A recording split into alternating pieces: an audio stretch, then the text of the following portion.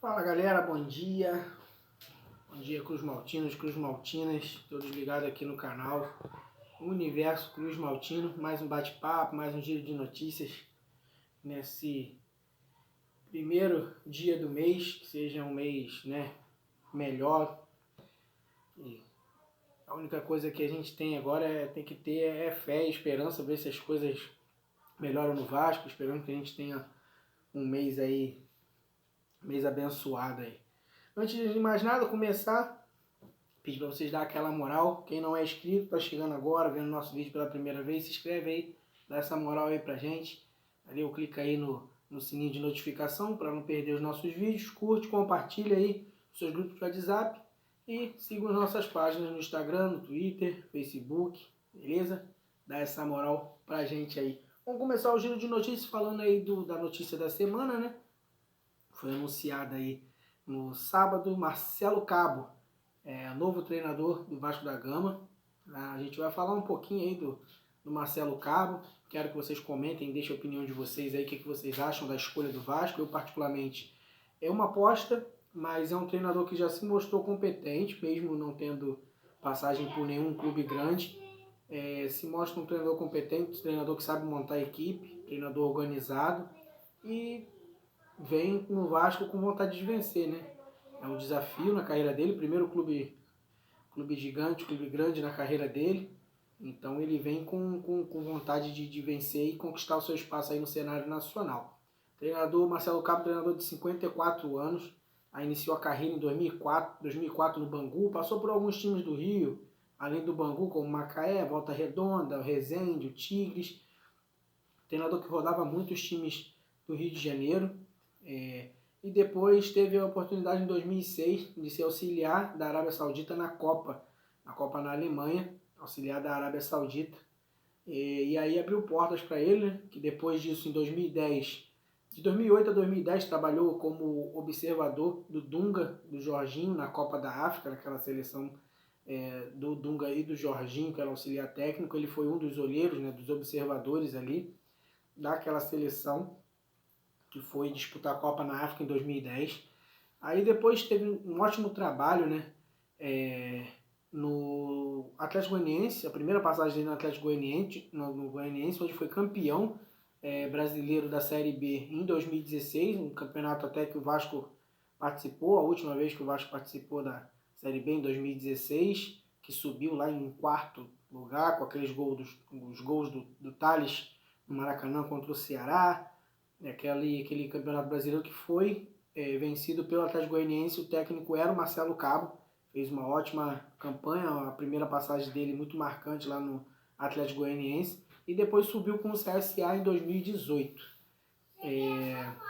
Jogou, uma curiosidade sobre ele é que ele jogou futsal pelo Vasco nos anos 90, a família dele é vascaína, inclusive a filha Maria Eduarda colocou aí nas redes sociais uma homenagem, né, ao pai, aí feliz que ele ia ser o técnico do clube de coração dela, né? E assim, é uma nova vitrine para ele, é um técnico que tem tudo para crescer e espero, a gente deseja que tenha uma ótima passagem pelo Vasco. O último trabalho dele foi no Atlético Goianiense, classificando o Atlético Goianiense para a Sul-Americana, no Campeonato Brasileiro aí de 2020-2021, né, que terminou agora no começo de 2021. Uma ótima passagem pelo Atlético Goianiense, terminando o trabalho que já tinha começado com o Mancini no começo do ano. Ele pegou o clube, não deixou o clube cair e ainda classificou para a Sul-Americana, que é algo inédito na história do Atlético Goianiense. Então a gente deseja boas-vindas e uma boa sorte ao técnico Marcelo Cabo. Fala um pouquinho agora das renovações. O Vasco está preparando a barca, a gente ainda não tem informações concretas de quem deve sair, mas jogadores como Leonardo Gil, como Neto Borges, jogadores como o próprio Gustavo Torres devem ser os primeiros a sair.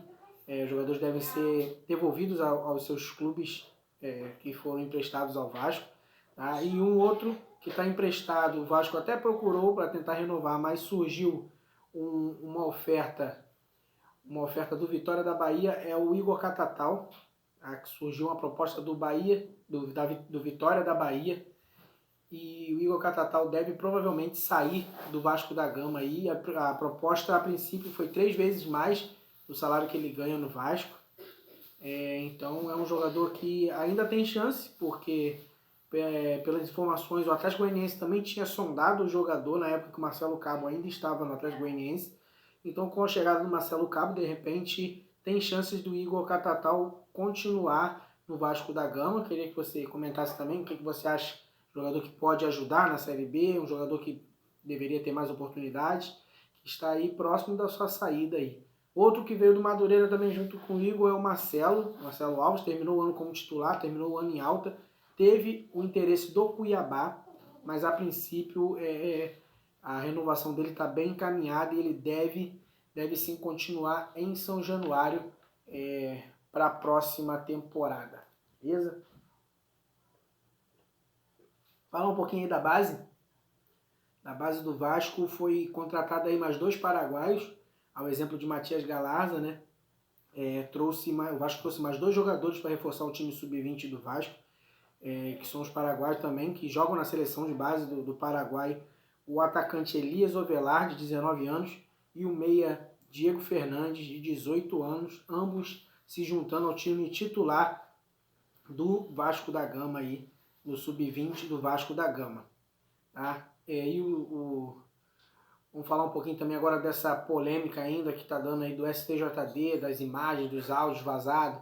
Nesse final de semana vazou o áudio do intervalo do jogo, né? Uma bate-boca, confusão, bem comprometedores ali e até vexatório. Aquelas imagens e aqueles áudios ali do intervalo do jogo, né?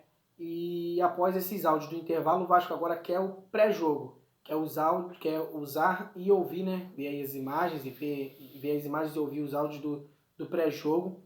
E se ficar confirmado que realmente o VAR já estava ruim antes do jogo começar, o Vasco vai com força para impugnar essa partida aí junto ao STJD e à CBF, tá? Nos bastidores do Vasco há muito otimismo em relação a que o jogo seja realmente impugnado.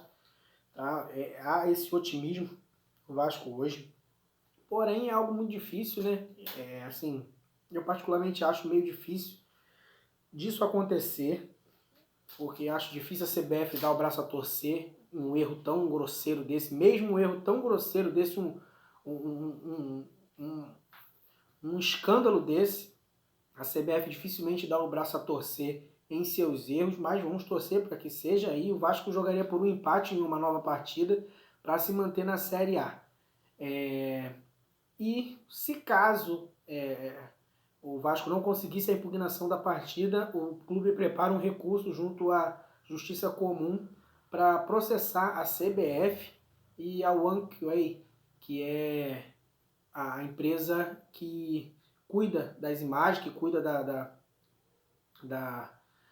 administração ali do VAR, né? A empresa ali que cuida de traçar as linhas, que cuida do software. Então o Vasco está aí já encaminhado, já caso seja negado esse pedido, de colocar um processo em cima da empresa, do VAR e da CBF aí querendo 100 milhões de indenização caso a partida não seja impugnada. Beleza? Vamos falar um pouquinho agora de futebol, né? Esquecer um pouquinho esse negócio de STJD, porque o Vasco já tem muito problema com política, com justiça, e a gente sabe o que aconteceu, né? Então, falar um pouquinho de futebol, o Vasco estreia quarta-feira na Campeonato Carioca 2021, o Vasco e Portuguesa, na quarta-feira, às 21 horas da noite, em São Januário. Tá? O Vasco que vai ter o seu elenco sub-20, o time principal ganhou folga e só se representa no dia 3, que é na própria quarta-feira mesmo. E a princípio a equipe sub-20 faria as 2 primeiras partidas do Vasco no Campeonato Carioca. Tá? O técnico do sub-20, Diogo Siston, que vai comandar a partida, tá? Enquanto o Marcelo Cabo vai ser apresentado ainda, vai conhecer o elenco, vai ter uma reunião ainda essa semana com o Pássaro para discutir renovações, dispensas e até contratações. Tá? Claro que o Vasco também espera a decisão do STJD, para saber em qual divisão que vai jogar, né? Mas a princípio o planejamento já está sendo traçado aí com o novo técnico, tá? E aí o Vasco vem com a sua base, com nomes conhecidos da torcida, como o próprio Paraguai, o Martias Galarza, o Andrei Santos, volante, o MT, o JP, o Laranjeiras. Então vem muitos jogadores conhecidos aí da base vascaína, jogadores promessas da base, né, que fizeram um ótimo ano, campeão da Copa do Brasil, campeão da Supercopa. Então vem com tudo aí para agarrar essa chance aí nos profissionais para, quem sabe, ter oportunidade aí nessa temporada junto ao técnico Marcelo Cabo, que gosta muito de aproveitar a base. E eles vão se juntar a jogadores do elenco profissional, 11 jogadores do elenco profissional que eram da base do Vasco, que já estavam incorporados no elenco profissional, jogadores como Lucão, Alexander, Caio Tenório, Ulisses, Miranda, Caio Lopes, Juninho, Lucas Santos, Gabriel Peck, Vinícius, Thiago Reis, entendeu? Todos esses jogadores vão estar em campo e provavelmente esses 11 que eram remanescentes, já que estavam já incluídos no time de cima, vai montar mais ou menos a base para esse jogo de quarta-feira. Tá? A exceção aí do time, que já é um desfalque, o Vasco vai sem lateral esquerdo, provavelmente deve ser o JP, que já jogou assim na base, algumas vezes improvisado, vai fazer a lateral esquerda, já que o Riquelme está machucado. Tá? É um nome também que a torcida queria muito ver, porque a gente está de saco cheio já de Neto Borges, de Danilo Barcelos, de Henriques. Então a torcida leva muita esperança aí no Riquelme, torcer para ele se recuperar logo, para poder mostrar seu futebol e agarrar essa titularidade do Vasco, que eu acho que o menino tem muito potencial para isso e já deveria ter recebido chances há muito tempo. Falar um pouquinho mais aí do Martim Benítez. Ontem a fonte do Esporte News Mundo revelou que o Vasco já corre junto ao Independente para rescisão de contrato, né, da rescisão do empréstimo dele, para devolver ele ao Independente da Argentina. E o clube argentino já teria até oferecido ele a outro clube brasileiro, ao rival carioca, ao Fluminense. Então tem aí grande chance do Vasco rescindir com o Martim Benítez e ele se encaminhar para outro clube carioca, que vai disputar até a Libertadores, né? Ou a pré-Libertadores ou a Libertadores, vai depender do jogo da Copa do Brasil.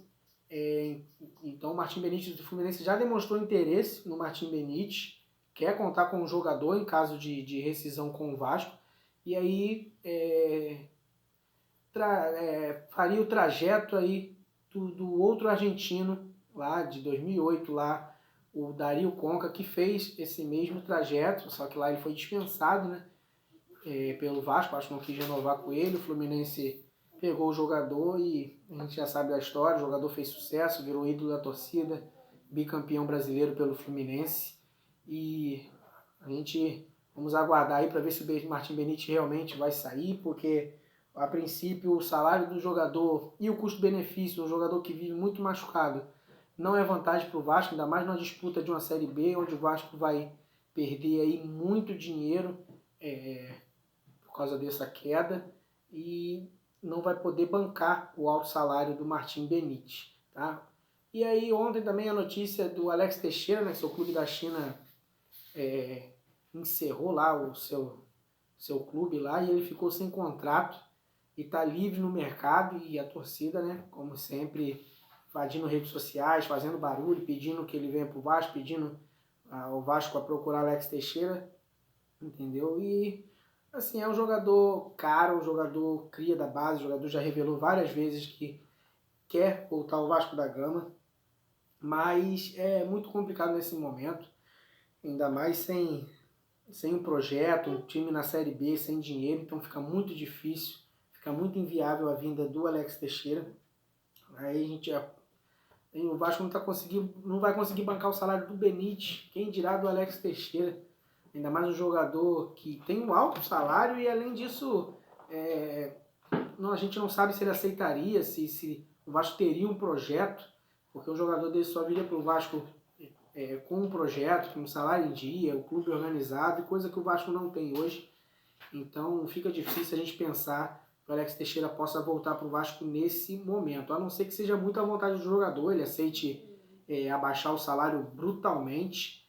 Então assim, eu acho muito difícil, tá? Mas vamos aguardar. A Tudo vai depender também da diretoria, com a conversa com o Marcelo Cabo. Vamos ver quais jogadores o Marcelo Cabo vai querer trazer, qual que ele vai querer manter. Então, vamos aguardar. Qualquer coisa a gente traz aqui no canal novamente, lá no Instagram. A gente posta notícia em tempo real, beleza? Mais uma vez, agradecer a todos. Esperar aí um ótimo começo de semana, um ótimo começo de mês para todos, beleza?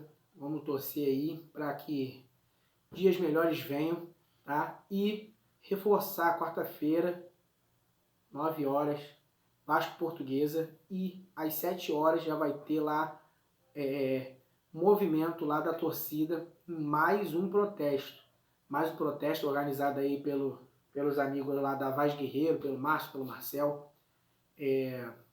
Protesto 9 horas em São Januário, protesto pacífico. E a gente conta com a ajuda da torcida, a gente conta com vocês. Sem vocês, sem a torcida, o Vasco não vai a lugar nenhum. Então, na quinta-feira teve muita pouca gente, a torcida que pedia tanto, perguntava cadê a Força Jovem, cadê as organizadas estavam lá e os torcedores do Vasco não. Então a gente pede, quem puder, comparece, vamos lá protestar, vamos fazer esses caras ouvirem a gente, para que eles tenham respeito com a torcida e respeito a essa camisa aqui, respeito ao Vasco da Gama, para que eles possam pensar no Vasco antes de pensar no próprio umbigo, para o Vasco voltar a ser um time competitivo e organizado. Beleza? Agradecer a todos, desejar aí um bom dia e saudações vascaínas. Tamo junto. Pai?